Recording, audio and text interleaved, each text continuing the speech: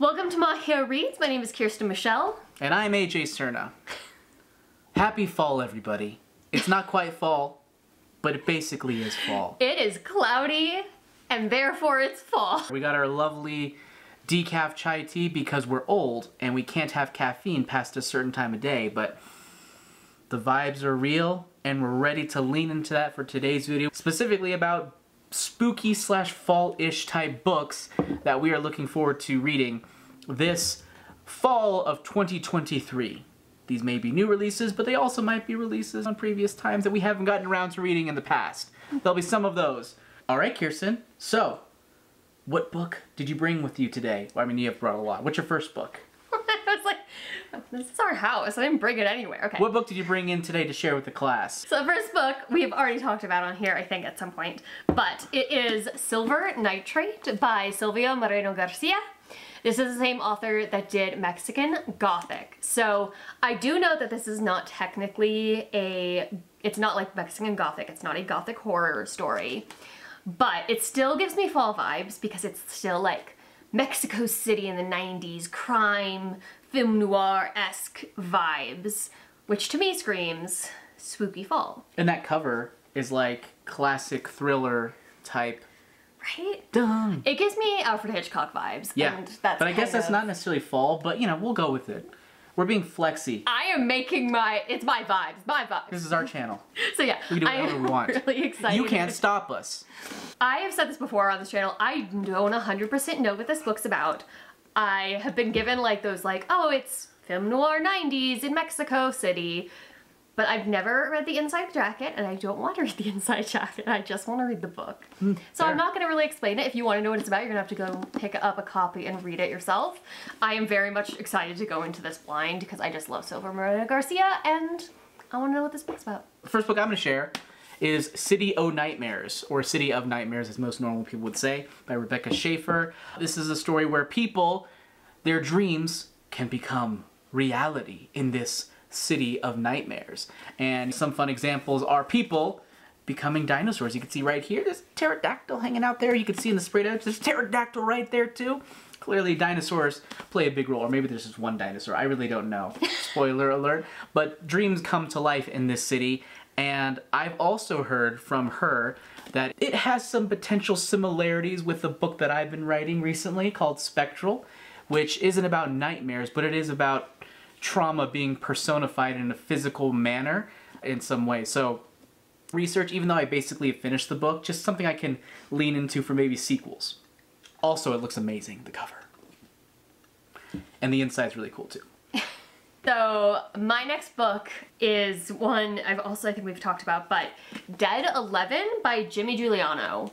I am not an adult horror reader, but this book just sounds so cool. I mean, look at the VHS type of vibes. It is about an island where everyone is obsessed with this specific year in the 90s, and then people disappear, and it is about someone trying to figure out what is going on the island. And R.L. Stine endorsed it, so I mean, come on, my childhood self is excited. I am expecting it to be scary. I'm hoping for maybe some Stranger Things vibes in terms of just like nostalgia, scary. Nostalgia and heart, but also horror. Yeah, and I'm hoping the horror won't be too bad. I actually am going to be listening to this on audiobook while I read it because it has a full voice cast in the audiobook. Full voice cast, and it's like interviews and like... Whoa, is it all interviews? I don't think it's all interviews. I didn't even know that. But there's just parts of it. Yeah, okay. So. My next book is not one of my making. This is something that was thrust upon my pile, thrust upon my stack, and that is A House with Good Bones by T. Kingfisher. I don't know what it's about. Let me take some guesses based on the cover.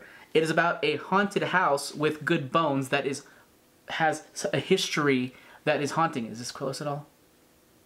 No? Okay. Let's read the flap then. Mom seems off. Her brother's words echo in Sam Montgomery's ear as she turns onto the quiet North Carolina street where their mother lives alone. She brushes the thought away as she climbs the front steps. Sam's excited for this rare extended visit, and looking forward to nights with just the two of them, drinking boxed wine, watching murder mystery shows, and guessing who the killer is long before the characters figure it out. But stepping inside, she quickly realized Home isn't what it used to be. Gone is the warm, cluttered charm her mom is known for. Now the walls are painted a sterile white. Her mom jumps at the smallest noises and looks over her shoulder. Even when she's the only person in the room. And when Sam steps out back to clear her head, she finds a jar of teeth hidden beneath the magazine-worthy rose bushes, and the vultures are circling the garden from above. Ah! Ah! To find out... Sound effects are not in the description. To find out what's got her mom so frightened in her own home, Sam will go digging for the truth. But some secrets are better left buried. So based on that, I'm getting Goodnight Mommy vibes a little bit, which is a movie, not a book. But Goodnight Mommy? Goodbye Mommy? It was Goodnight Mommy. Goodnight Mommy. I don't know if that remotely is how it turns out, but you've read this book, correct? It's very good. Very good. I love it. I like the way that synopsis read. It's horror-esque, but it's very much that mystery of you're trying to figure out what's going on, which is why I love gothic horrors, because it's like that mystery of what is happening. It's the unsettling aspect more than the actual horrific aspect. Yeah, more than the... gore. Yeah. I was going to say stuff that would all be spoilers for books you haven't read. Okay. My next book is Wild is the Witch by Rachel Griffin. So her first book is The Nature of Witches, is about this natural-based witchcraft that it is definitely about climate change. It's really interesting. So this is her next book, The Wild is the Witch. I am really curious to see. So I'm not 100% sure what this one's about, obviously, because I haven't read it. But it seems to be about a girl who's modern day, I think, is a witch. And she is hiding the fact that she is a witch. But then she ends up putting a curse on someone because apparently they were all pissed her off. But in doing so, the curse gets stolen by a bird. And now they have to figure out they need to get the curse back because the curse is now going to affect everyone. Because the bird is flying around and affecting everyone? Yeah, I think literally the bird goes to take the curse and it's going to give the curse to everyone. I am really curious. I feel like I love the vibes. I loved The Nature of Witches, so I was really excited for this book. And yes, the book is gorgeous. I mean, I had to buy it. I love spooky season Halloween, but I also just love witch vibe nature Halloween. I'm excited for this fall read. A little less on the fall, a little more on the horror. We have a novel in 6 novellas called Goblin. It takes place in a town called Goblin, as most normal towns are called, Goblin. It's essentially 6 short stories, or I guess novellas, that kind of intertwine, all taking place within the ordinary small town of Goblin. Apparently, the ordinary small town like it Goblin. Says, the little thing says the bit back is like, Goblin seems like any ordinary town. I'm like, you don't call a place Goblin if it seems like any ordinary town. But I think I'm interested in reading this because the cover is really cool. I always love it when you have that old sort of pulpy vibe to it with like the scratches and the wear and tear of the book. I always love that. I also love the floppiness of the book. These are all based not on the strengths of the book itself. But, you know... Let's talk about the printing. Let's talk about the printing some more. I think I just love the idea of just intertwining stories. We have a story that's a book that we're writing in the future that kind of has that, as well as interweaving stories that could be maybe kind of separate but also tell a larger story. And I really want to see how someone else does it, but this is more of a horror feel than what we're going to be doing. But it seems really great. I'm excited to give it a shot. I might be reading this on our vacation coming up. Goblin by Josh Malerman. Malerman. Josh, tell us how to say your name. Yeah, let us know in the comments down below. Also, like and subscribe. Specifically you, Josh.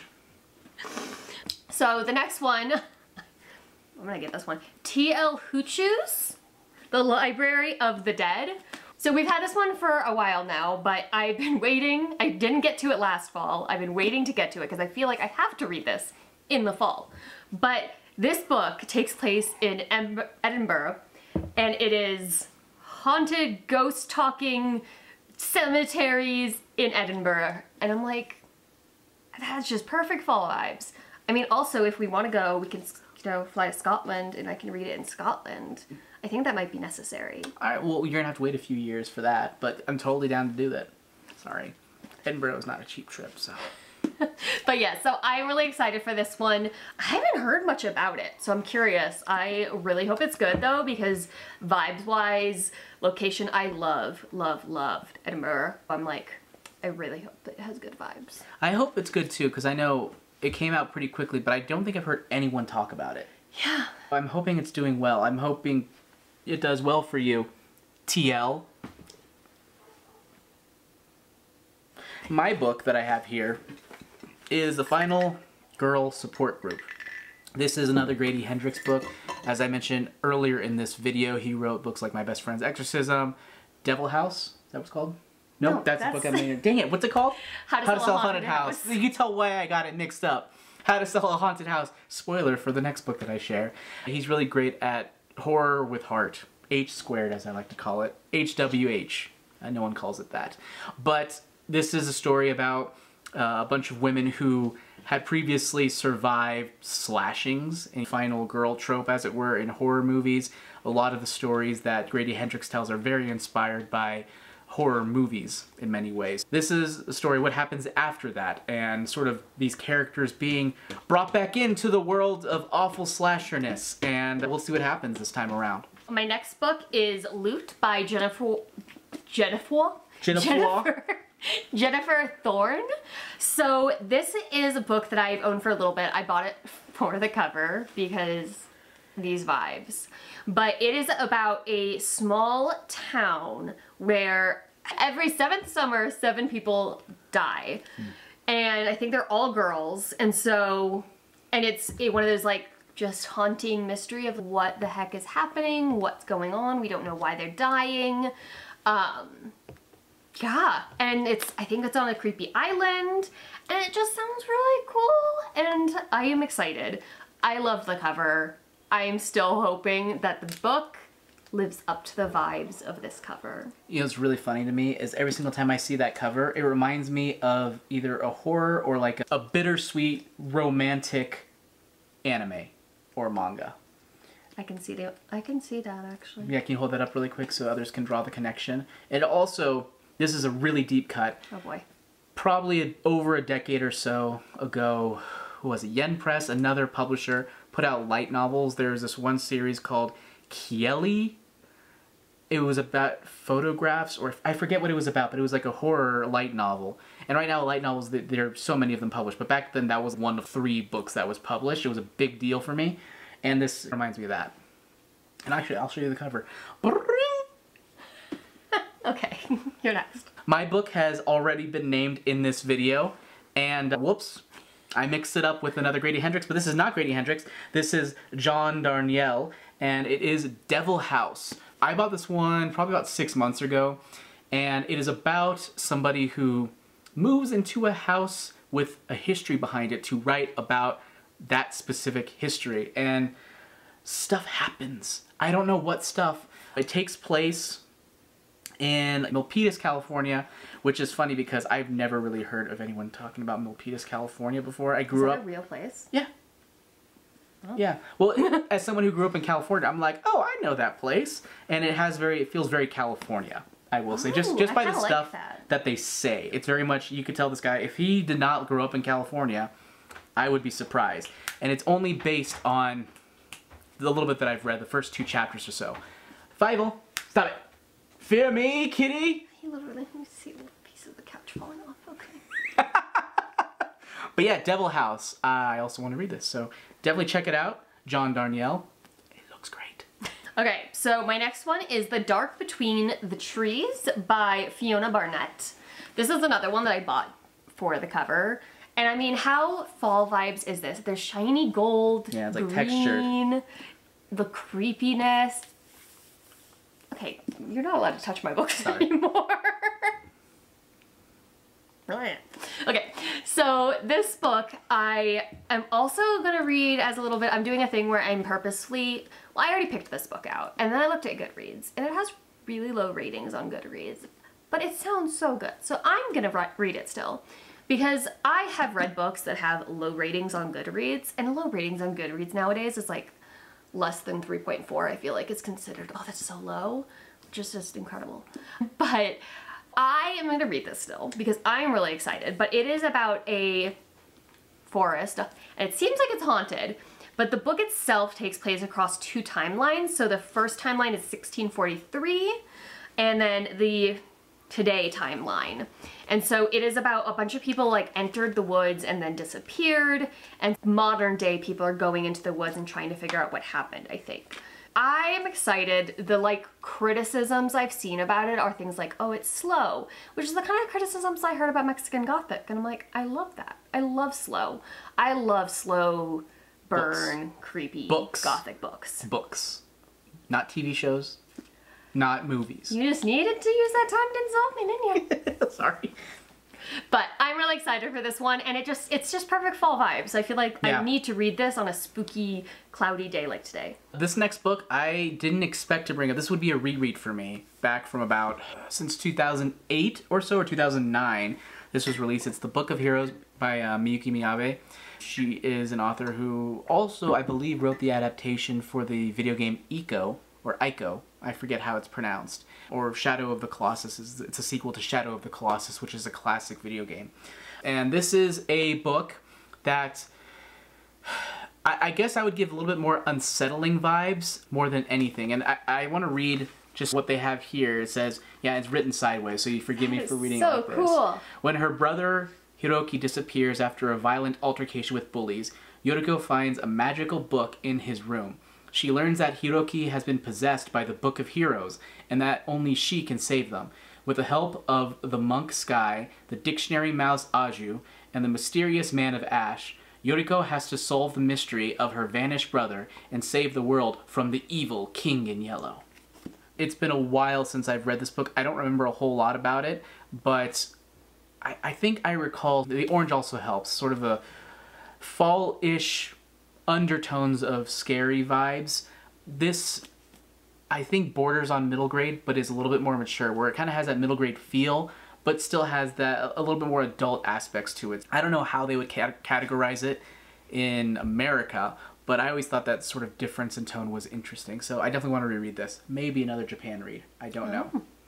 Okay, and then the last book I think we have, and this is actually a sequel, so I'm going to talk about the first book when I actually explain it, but this is Foxglove by Adalyn Grace, and this is the sequel to Belladonna. The cover, and I did get the Barnes & Noble exclusive, and it has the really cool... And actually, before you do that, open it, or turn it towards the camera. And there's like a face in the tree thingies. It looks so cool. In the tree branches, in the negative space of the tree branches, there's a face. Yes, so I loved Belladonna. I read that book so quickly. It gave me Secret Garden vibes, which I am obsessed with Secret Gardens. It sold me pretty much right there and then. But Belladonna, so this is the sequel, like I said, I'm not going to talk about this. But Belladonna is about a character who is... She actually ends up kind of being able to talk to and see death. Death is a personification, a character, and she, for some reason, doesn't die. She can't die, and then she also sees death and has this relationship. And so it is about her and death end up teaming up to solve a mystery. Oh, I didn't know this. Yeah, so they're mystery books, but one of the main characters is Death, who's trying to solve the mystery with her. So it was... I loved it. I thought it was adorable, such cool vibes, and I am so excited for the sequel. This is one of those books that I pre-ordered months ago, and then it just showed up on the door one day, and I was like, it's a good day. So excited. It was a good day. Yeah. Best reason to pre-order books is you give yourself a present 5 months from now. Yeah, it's pretty awesome. Anyways, pre-order Shadow Weaver. You can do it at mahiabooks.com. This video is presented to you by mahiabooks.com, which is just us. Anyway, that does it for this edition of Mahia Reads this episode of Mahia Reads. Thank you so much for watching. If you like anything that you saw, please give us a thumbs up. We would appreciate it. If it's not too inconvenient, also subscribe. Hit that bell notification so that you are told every single time we post a video, which is ideally at least once a week. And you can find out if we actually get through our fall TBRs this year. And then you can judge us when we definitely don't. Yeah, that's maybe her, definitely not me. But I like to be aspirational in my goals.